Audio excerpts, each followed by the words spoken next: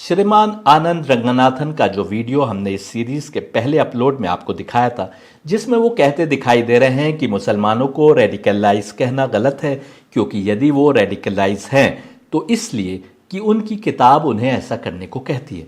उनका कहना है कि प्रॉब्लम यदि है तो किताब में, और विश्व के 1.8 बिलियन मुस्लिम उस किताब को मानते हैं, यानी उनके अनुसार विश्व के 1.8 बिलियन मुस्लिम समस्या की जड़ है। उनमें से अच्छे लोग वही हो सकते हैं जो अपनी किताब पर नहीं चल रहे, यानी जो दीन से दूर है। इस संदर्भ में आनंद रंगनाथन ने कुछ कुरानी आयतों का हवाला दिया है अपनी बात को साबित करने के लिए।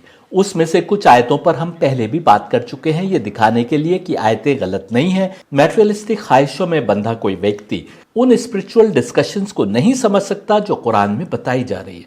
आप कहेंगे ऐसा कैसे हो सकता है? 2 और 2 कहकर बात कही गई है तो उसको समझना क्या मुश्किल?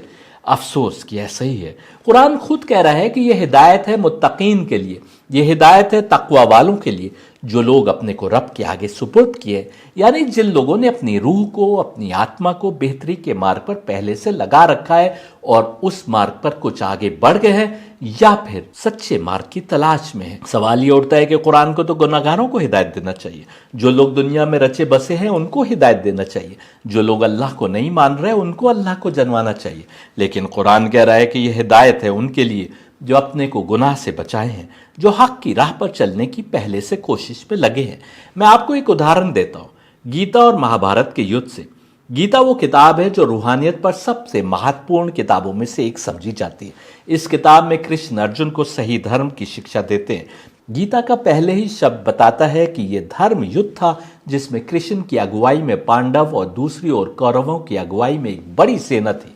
ये पूरा युद्ध लड़ाई ही गया था इसलिए क्योंकि कृष्ण की परमात्मा की ओर लाने की कोशिश को उस समय के अपने को सनातन धर्मी कहने वाले लोग नहीं समझ पाए। उन्हें लगा कृष्ण वेद के विरुद्ध बातें कर रहे हैं। उन्हें लगा कि संन्यास या मंत्र आदि करके पूजा के जो तरीके समाज में प्रचलित थे वही वैदिक धर्म था और कृष्ण उनको समाप्त करने की बात कर रहे हैं।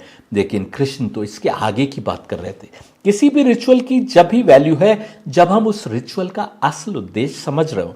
रिचुअल महज रिचुअल के रूप में मनाने का कोई अर्थ नहीं जब तक कि वो रिचुअल हमारी रूह को, हमारी आत्मा को बेहतरी की ओर नहीं ले जा रहा और हमको खुदा के इस क्रिएशन में एक बेहतर इंसान नहीं बना रहा जो रब के आगे अपने कर्मों को सुपुर्द करता है और उन कर्मों से अपना निजी कोई लाभ प्राप्त किए बिना केवल खुदा की खुशनुदी के लिए अच्छे कर्म करता है। लेकिन कौरव रिचुअल्स में घिरे थे।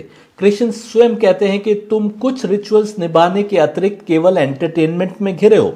क्या कृष्ण के इस कथन से आज की दुनिया में हमको सबक लेने की आवश्यकता नहीं थी? लेकिन हम आज भी रिचुअल्स में घिरे। कितने ही लोग ये निष्कर्ष निकालते हैं कि कृष्ण के युद्ध का मकसद हस्तिनापुर के सिंहासन पर कब्जा करना था। जो युद्ध का एंड रिजल्ट आया उसको ही युद्ध का मोटिव यानी उद्देश्य भी समझते हैं। कृष्ण के साथ तो थोड़े से लोग थे, सामने पूरी फौज थी जो कई गुना अधिक संख्या में थी। कृष्ण तो अर्जुन से यह भी कहते हैं कि तुम मर जाओ या मारे जाओ, तुम्हारे लिए बेहतरी है। मरकर हस्तिनापुर का सिंहासन किस काम का? लेकिन दुनिया परस्त लोग कृष्ण की रूहानी शिक्षा को दुनियावी लाभ से जोड़कर देखते हैं क्योंकि उनकी अकल दुनिया में ग्रस्त है। यही हम पैगंबर मोहम्मद के विषय में करते हैं क्योंकि हम उनको उसी सोर्स से पैगंबर नहीं मानते जिस सोर्स से हम कृष्ण को अवतार समझते हैं। इसलिए हम उनके हर काम को दुनियावी लाभ और हानि से जोड़कर देखते हैं। जबकि बदर का पहला युद्ध जब मुसलमानों पर थोपा गया तो वो किसी भी हाल में युद्ध के लिए तैयार नहीं थे। केवल 313 लोग, जिसमें बूढ़े और 14-15 वर्ष के बच्चे भी शामिल थे।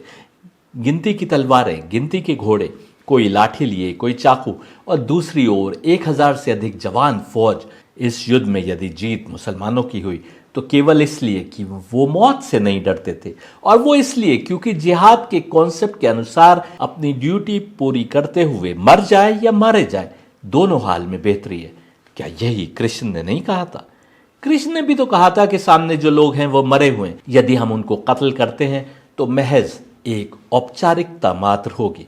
क्या हम पैगंबर मोहम्मद का पीसफुल रूप तब मानेंगे जब वो कहें कि यदि कोई हमलावर हुआ है, फौजकशी कर रहा है या तुम्हारे खिलाफ साजिशें कर रहा है तो तुम उसके आगे नतमस्तक हो जाओ, या वो जो कर रहा है उसकी चिंता ना करते हुए नमाज आदि में अपना समय गुजारो। वो तुम्हारा कत्ल कर दे तो भी सेल्फ डिफेंस में ना लड़ो। कुरान की आयत साफ कहती है कि यदि वो साजिशों से बाज ना आए और हमलावर हों तो तुम उनसे लड़ो और उनकी गर्दनों पर हमला करो जब तक कि युद्ध समाप्त ना हो जाए। क्या कोई भी अक्लमंद अहिंसा प्रिय व्यक्ति ऐसा ही नहीं करेगा? क्या हम भारत की फौज से कह सकते हैं कि पाकिस्तान जो भी साजिशें कर रहा है वो उसका जवाब न दे? क्या तभी वो अहिंसा के पुजारी कहलाएंगे? जरा गौर करें, यदि आज कोई किसी युद्ध में ये घोषणा करे कि क्योंकि कृष्ण ने कहा था कि सामने वाले मरे हुए हैं और उनको जान से मार देना ही उचित है, और ऐसा ही अपनी फौज से करने को कहे, तो क्या यह न्यायोचित होगा? नहीं होगा, क्योंकि कृष्ण अवतार थे और उनका डिसीजन खुदा की ओर से था। इसी प्रकार यदि पैगंबर मोहम्मद ने युद्ध के कुछ डिसीजंस लिए तो उसका हवाला देते हुए हम भी किसी भी नाजायज या जायज युद्ध में हिस्सा नहीं ले सकते। वो भी अवतार थे और उनके डिसीजंस के पीछे भी खुदा था। लेकिन हमारे डिसीजंस हमारे निजी डिसीजंस हैं। क्या हम आज किसी को आत्ताई कहकर कत्ल कर सकते? हम किसी की नीयत नहीं जानते, फिर हम कैसे डिसीजन ले सकते?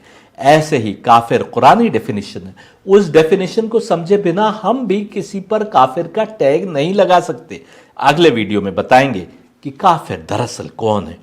वापस सवाल की ओर चलते हैं। क्यों कुरान राह से दूर भटक रहे लोगों को हिदायत देने की बात नहीं करता, बल्कि जो लोग अपनी आत्मा को साधने में लगे हैं केवल उनके लिए ही हिदायत है। मेरा मानना है कि कुरान ही नहीं, हर डिवाइन किताब केवल उसके लिए ही मार्गदर्शन कर सकती है जो दिल से उसको डिवाइन मान रहा है और सात्विक गुणों के साथ उसको समझने की कोशिश कर रहा है। आप कहेंगे कि ऐसा कैसे? आइए गीता से ही दिखाते हैं। गीता अंत में कहती है कि इस मैसेज को इन लोगों तक नहीं पहुंचाना है। One who has not surrendered his her self before God will not be bestowed with wisdom. जिसने अपनी आत्मा को खुदा के आगे सुपुर्द नहीं किया उसको जनन यानी विजडम नहीं मिल सकती। And person devoid of wisdom can not attain मोक्ष। जिसको जनन नहीं मिला, जिसको विजडम प्राप्त नहीं हुई, उसको मोक्ष नहीं मिल सकता। सबसे पहले आवश्यक है कि खुदा तक पहुंचने की मार्ग की समझ बने और उस मार्ग पर चलने की कोशिश हो रही हो, तभी डिवाइन पावर उस व्यक्ति को अपनी ओर खींच लेती है। यही बात कुरान कह रहा है जब कहता है कि यह हिदायत है मुत्तकी के लिए। गीता की टर्मिनोलॉजी में मुत्तकी वही है जो खुदा की याद को बसाए सात्विक कर्म कर रहा है, अल्लाह और उसके रास्ते पर यकीन रखते हुए और कर्मों को केवल उसके लिए कर रहा है। मुत्तकी वो हुआ जो अपने को मुकम्मल सुपुर्द कर चुका है अल्लाह की मर्जी के आगे। गीता पढ़ी है तो आपको याद होगा कि वो भी कंप्लीट सरेंडर की बात कर रही है। और गीता कह रही है कि जो इनडिसिप्लिन है, जिसने अपनी जिंदगी में डिसिप्लिन पैदा नहीं किया, those devoid of devotion, those indisposed to listen, जो सुनने के लिए ही राजी नहीं, बल्कि इनडिस्पोज का अर्थ हुआ जो सुनने के लायक नहीं है, यानी जिन्होंने अपने को तैयार नहीं किया, अपनी आत्मा को तैयार नहीं किया, उसको गीता सुनानी ही नहीं है। 18वें चैप्टर का 67वां वर्ष कहता है, this is never to be spoken about by you to one spiritually undisciplined, nor to one devoid of devotion, nor to one indisposed to listen, nor again to one who denies me. जो गीता के माध्यम से कृष्ण या परमात्मा का वो role नहीं समझ रहा जो है, या जो उस रोल का इनकार कर रहा है, उसको गीता सुनानी ही नहीं चाहिए। क्या यही बात कुरान पर लागू नहीं होती? आप उसको अल्लाह का कलाम मानते नहीं, कोई बात नहीं। आप पैगंबर मोहम्मद को उसकी ओर का रसूल नहीं मानते, कोई बात नहीं। फिर गीता के अनुसार तो आपको किताब पढ़नी ही नहीं चाहिए। दूसरे जो कुछ कहा गया है कि आपने अपनी आत्मा को सत्यमार्ग की खोज में लगाया है कि नहीं, आपने अपने अंदर डिवोशन पैदा किया है कि नहीं, उस किताब के प्रति आदर है कि नहीं, और अपने को स्पिरिचुअल टीचिंग्स के लिए तैयार किया है कि नहीं, ये तो आप जानते हैं। यदि आप तैयार नहीं हैं रूहानी शिक्षा के लिए तो आपको समझ ही नहीं आएगी ये शिक्षा। ये मेरा कथन नहीं, गीता का है, और कुरान भी इसको एंडोर्स कर रहा है जब कह रहा है कि ये हिदायत है केवल मुत्तकी के लिए। आप हिंदू हैं या मुसलमान, इससे कोई अंतर नहीं पड़ता। गीता भी हिंदू की समझ में नहीं आएगी यदि उसने अपने को तैयार नहीं किया है, और कुरान भी मुसलमान की समझ में नहीं आएगा यदि उसने अपने को तकवे के मार्ग पर नहीं लगाया है। आम आदमी और कर्मयोगी में उनकी सोच और समझ में क्या अंतर होता है, ये तो आप तब जानेंगे जब आप स्वयं उस राह के मुसाफिर बनेंगे। अब आप समझे क्यों अनेक मुसलमान कुरान से निर्दोषों को कत्ल करने, सिर तन से जुदा करने आदि की शिक्षा ग्रहण करते हैं। पर कुरान ऐसा नहीं कह रहा। तकवे की कमी है, रूहानियत की कमी है। उस मार्ग पर सही से नहीं चल रहे, तब आमन की बातों को गलत प्रकार से इंटरप्रेट कर रहे हैं।